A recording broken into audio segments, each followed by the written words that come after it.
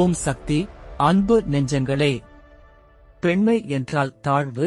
மாதவிடாய் காலங்களில் பெண்களை தீண்டத் தகாதவர்கள் போல ஒதுக்கி வைத்து கேவலப்படுத்தும் ஒரு நிலைமை இன்றும் இருந்தாலும், ஒரு பெண்ணின் மாதவிடாய் காலத்தை திருவிழாவாக கொண்டாடும் ஒரு வழக்கம் உள்ளது என்றால் நம்புவீர்களா? ஆம். பெண்மையை போற்றும், உலகிற்கு உயிர்களை பிறக்கச் செய்யும் அந்த யோனியை தெய்வமாக வழிபடும் ஒரு சிறப்பான கோவில் உள்ளது. பல மர்மங்களையும் பல வித்தியாசமான பூஜை முறைகளையும் கொண்டு இன்றும் போற்றப்படும் 51 சக்தி பீடங்களில் ஒன்றாகவும், சக்தி தேவியின் ஆதிசக்தி பீடங்களில் ஒன்றாகவும் திகழும் சிறப்பு வாய்ந்த காமாக்யா தேவி ஆலயம் பற்றித்தான் இன்று நாம் பார்க்கப் போகிறோம். கேட்க கேட்க நம்ப முடியாத பல மர்மங்கள் நிறைந்த இந்த வீடியோவை முழுமையாக பார்த்து தேவி அருளை நீங்களும் பெறுங்கள். உங்களுக்கு சக்தி தேவி பிடிக்குமா? இந்த கோவிலுக்கு நீங்கள் போயிருக்கீங்களா என்று மறக்காமல் கமெண்ட் பண்ணுங்க நண்பர்களே. இப்போ பல யுகங்களை கடந்த இந்த ஆலயத்தின் வரலாறை பார்க்க வாங்க.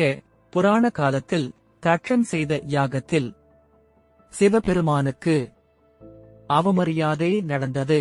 அதை சகிக்க முடியாமல் தட்சாயினி தேவி தன்னை யாக அக்கினியில் அர்ப்பணித்தாள். அந்த நேரத்தில் சதி தேவி அக்கினியில் கரைந்த பின் சிவபெருமான் திக்கத்தில் அவளது உடலை ஏந்தி பிரபஞ்சம் முழுவதும் சுற்றினார். உலகம் அழியாமல் காக்க மகா விஷ்ணு சுதர்சன சக்கரத்தால் சதி தேவியின் உடலை 51 துண்டுகளாக பிரித்தார். விழுந்து ஒவ்வொரு இடமும் ஒரு சக்தி பீடம் என்பது நமக்கு தெரிந்த வரலாறே. ஆனால் இந்த ஆலயத்தின் முக்கியமான இன்னொரு சிறப்பு என்னவென்றால், இது ஆதிசக்தி பீடங்களில் ஒன்று என்பதே. ஆதிசக்தி என்றால் உருவமில்லா சக்தி, எல்லா தேவிகளுக்கும் மூல சக்தி, பிரபஞ்ச இயக்கத்தின் ஆதாரம். அதுவே ஆதிசக்தியின் வெளிப்பாடு. 51 சக்தி பீடங்களுக்கும் ஆதிசக்தியாக விளங்குவது 3 கோவில்கள். ஒன்று காமாக்யா, அசாம். சக்தியின் முழு ரூப வழிபாடு. கருப்பை சக்தி, தந்திர சக்தி வழிபாட்டின் மையம். 2 காஞ்சி காமகோடி பீடம், ஆதிசங்கரர் நிறுவிய பீடம். சக்தியும் ஞானமும் ஒன்றாகும் தலம். 3 ஜுவாலாமுகி, தீரூபத்தில் சக்தி, சிலை இல்லாத வழிபாடு, ஆதிசக்தியின் தீ வழிபாடு. இத்தனை சிறப்பு மட்டுமல்ல, நம்ப முடியாத பல மர்மங்களையும் இன்றைக்கும் தன்னகத்தே கொண்ட கோவில்தான் காமாக்யா. இந்த கோவில் அஸ்ஸாம் மாநிலம் குவாஹாத்தியில் நிலாசல் மலை, நீலாச்சல் ஹில் மீது பிரம்மபுத்திரா நதிக்கரையில் அமைந்துள்ளது. இந்த கோவிலில் சிலை கிடையாது. முகம், கை, கால் எதுவும் இல்லை. தேவியின் யோனி ரூபம் கர்ப்ப சக்தி, பிரபஞ்ச சிருஷ்டி சக்தி. இதனால்தான் காமாக்யா பெண்மை சக்தியின் உச்சம் என்று கருதப்படுகிறது. காமா என்றால் ஆசை சிருஷ்டி, அக்யா என்றால் சக்தி, ஆசையையும் உயிர் உருவாகும் சக்தியையும் உலக சிருஷ்டியையும் கட்டுப்படுத்தும் தாய். அதனால்தான் இங்கே தாய்மையை போற்றும் யோனி வழிபாடு நடக்கிறது. காமதேவன் இந்த ஆலயத்தை வழிபட்டு தன் உருவத்தை மீட்டதால்தான் இந்த கோவில் காமாக்யா தேவி கோவில் என்று அழைக்கப்படுகிறது என்று ஒரு புராண கதையும் உண்டு. இந்த ஆலயம் 10ஆம் நூற்றாண்டில் அஸ்ஸாம் மன்னர்களால் சீர்திருத்தப்பட்டது. உண்மையான காமாக்யா கோவில் 16ஆம் நூற்றாண்டின் முற்பகுதியில் படையெடுப்பின் போது அழிக்கப்பட்டது என்றும், தற்போதுள்ள கோவிலை கூச் பீகார் அரசர் பீஷ்மா சிங் கிபி 1565 ஆம் ஆண்டு மீண்டும் கட்டினார். 1665 ஆண்டு மறுபடியும் புதுப்பிக்கப்பட்டது. இந்த கோவிலின் வெளித்தோற்றம் பார்த்தால் மட்டும்தான் ஒரு கோவில் போல தெரியும். ஆனால் உள்ளே சென்றால் இருண்ட பாதாள குகை போல இருக்கும். அந்த குகையில் ஒரு பகுதியில் மலைப்பாறை ஒன்றில் இயற்கையாகவே தோன்றிய அன்னையின் யோனி வடிவம் இருக்கிறது. ஒரு சிறிய விளக்கு வெளிச்சத்தில் காமாக்யா தேவியின் யோனி பீடத்தை தரிசிக்கலாம். இந்த கோவிலில் காளி, தாரா, லலிதா, திரிபுர சுந்தரி, புவனேஸ்வரி, பைரவி, சின்னமஸ்தா, தூமாவதி, பகலாமுகி, மாதங்கி, கமலா எனப்படும் தச மகாவித்யா தேவிகளுக்கான சன்னதிகளும் உள்ளன.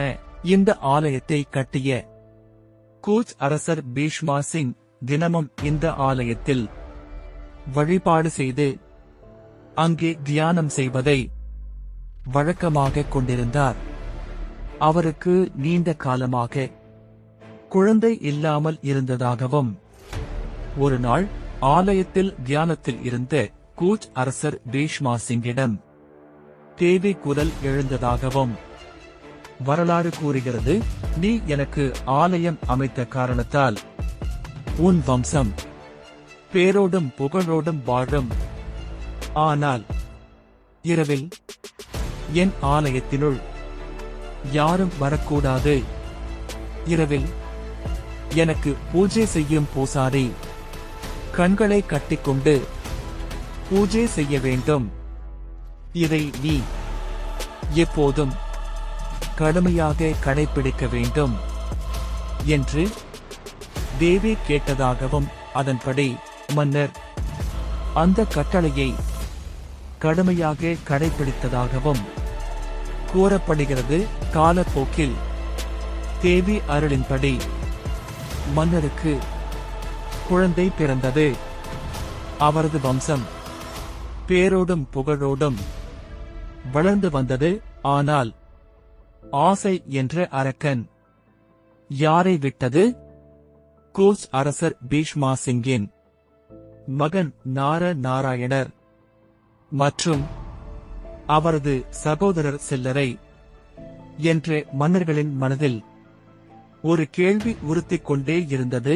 இரவில் காமாக்யா கோவிலில் யாரும் போகக்கூடாது என்று தந்தை ஏன் இவ்வளவு கடுமையாக சொல்கிறார்? அங்கே அப்படி என்ன நடக்கிறது? ஒரு நாள் அவர்கள் ஆலய பூசாரியிடம் விசாரிக்க அவர் கூறினார், நான் கண்களை கட்டிக்கொண்டு பூஜை செய்வதால் எனக்கும் என்ன நடக்கிறது என்று தெரியாது. ஆனால் இரவில் பூஜை செய்யும் போது சலங்கை ஒலி கேட்கும், நடனமாடும் சத்தம் கேட்கும். தேவி ஆலயத்தில் நடனமாடுகிறாள். இந்த வார்த்தைகள் கேட்டதும் தேவி நடனமாடுவதை பார்க்க வேண்டும் என்ற ஆசை மன்னர்களுக்குள் பிறந்தது. அவர்கள் பூசாரியை சமாதானப்படுத்தி இரவில் பூஜை நேரத்தில் ஆலயத்தின் ஒரு பகுதியில் மறைந்து நின்றனர். அவர்கள் அங்கு கண்ட காட்சியில் ஒரு நிமிடம் இதயத் துடிப்பே நின்று போனது. கருமை நிறத்தில் காளி ரூபமாக தேவி தோன்றி அந்த பூசாரியை அதே இடத்தில் வதம் செய்தாள். பின்னர் மன்னர்களை பார்த்து தேவி கூறினாள், உங்கள் கூச் வம்சத்தில் பிறந்தவர்கள் இனி என் கண்ணில் பட்டாலோ, என் கோவிலின் நிழலை விதித்தாலோ அவர்களை நான் கொன்று விடுவேன். இனி உங்கள் வம்சத்தினர் யாரும் என்னை காணக்கூடாது என்று கூறி அவர்களை அங்கிருந்து விரட்டினாள். அதனால்தான் இன்று வரை அந்த வம்சத்தினர் இந்த ஊருக்கு வருவதில்லை என்று சொல்லப்படுகிறது. இந்த ஆலயத்தில் தேவியின் சிலை எதுவும் இல்லை. கோவிலின் உள்பகுதி மலையாகவும் அந்த மலையின் ஒரு பகுதியில் பெண்ணின் யோனி வடிவம் உள்ளது. அதற்குத்தான் இங்கு பூஜை நடத்தப்படுகிறது. அந்த யோனியில் இருந்து வரும் நீரூற்றின் நீரை பக்தர்கள் தீர்த்தமாக போற்றுகின்றனர். இங்கு கொண்டாடப்படும் அம்புபாச்சி மேளா மிகவும் விசேஷமான திருவிழா. இந்த திருவிழா காலத்தில் குறிப்பிட்ட நட்சத்திரங்களில் தேவி மாதவிடாய் நிலையில் இருப்பதாக நம்பப்படுகிறது. அதனால் இந்த 3 நாட்களும் கோவில் முழுவதுமாக மூடப்படும். இந்த நாட்களில் பிரம்மபுத்திரா நதியின் நீர் சிகப்பு நிறமாக மாறும் என்று நம்பப்படுகிறது. இந்த 3 நாட்களும் தேவி கோவில் பூட்டப்பட்டிருக்கும். ஒரு சிகப்பு துணியால் தேவி கோவிலின் கர்ப்பகிரக பகுதி முழுவதும் மூடப்படும். அந்த துணிக்கு இரத்த வஸ்திரம் என்று பெயர். 3 நாட்கள் முடிந்ததும் அந்த துணியை சிறு துண்டுகளாக வெட்டி கோவில் பிரசாதமாக பக்தர்களுக்கு வழங்குவார்கள். அதை பக்தர்கள் ஒரு சிறிய துணியில் அடைத்து கழுத்திலோ கையிலோ கட்டிக்கொள்வார்கள். இதனால் எந்த தீய சக்தியும் அவர்களை அணுகாது என்பது ஐதீகம். இந்த அம்புபாச்சி மேளா காலத்தில் இன்றும் மந்திர தந்திர சாதகர்கள் அகோரிகள் இங்கு கூடுவது வழக்கம். தேவி அருள் பெற இதுவே சரியான தருணம் என்று நம்பப்படுகிறது. இந்த 3 நாட்களும் இங்குள்ள ஊர் மக்கள் பூஜை செய்வதில்லை. விவசாயம் போன்ற எந்த வேலைகளும் செய்வதில்லை. அதேபோல் வீடுகளில் சமையலும் செய்வதில்லை. கோவில் வெளியே காத்திருப்பது இன்றும் நடைமுறையில் உள்ளது. தினமும் கோவில் நடை திறக்கும் முன் ஒரு புறா அல்லது ஆடு பலியிட்டு கோவில் திறப்பது இங்குள்ள மரபாகும். இந்த ஆலயத்திற்கு வெளியே ஆடு புறா போன்றவை விற்பனை செய்யப்படுகின்றன. பக்தர்கள் அவற்றை வாங்கி தேவிக்கு பலி கொடுக்கலாம்.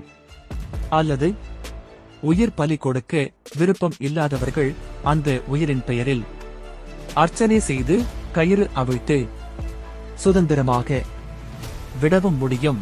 இங்கு சுதந்திரமாக கோவில் சுற்றி திரியும் எந்த உயிரையும் பலியிட மாட்டார்கள். இன்னொரு அதிசயம் என்னவென்றால் இங்கு ஆண் விலங்குகள் மட்டுமே பலியிடப்படுகின்றன. பெண் விலங்குகள் பலியிடப்படுவதில்லை. எவ்வளவு பெரிய தந்திர மந்திர சாதகர்கள் வந்தாலும் இங்கு செய்வினை சூனியம் பாதிக்கப்பட்டவர்கள் மீண்டு வருகிறார்கள் என்று நம்பப்படுகிறது. அது மட்டும் இல்லாமல் இங்கு வழங்கப்படும் காமாக்யா செந்தூர் வீட்டில் வைத்தால் நன்மைகள் பெருகும் என்பதில் பக்தர்களுக்கு சந்தேகமே இல்லை. பெண்மையை போற்றும் இந்த சக்தி தாயின் மகிமையை வார்த்தைகளால் விளக்க முடியாது. இவ்வளவு நேரம் நீங்கள் கேட்ட இந்த வரலாறு ஒரு மர்மம் மட்டும் அல்ல,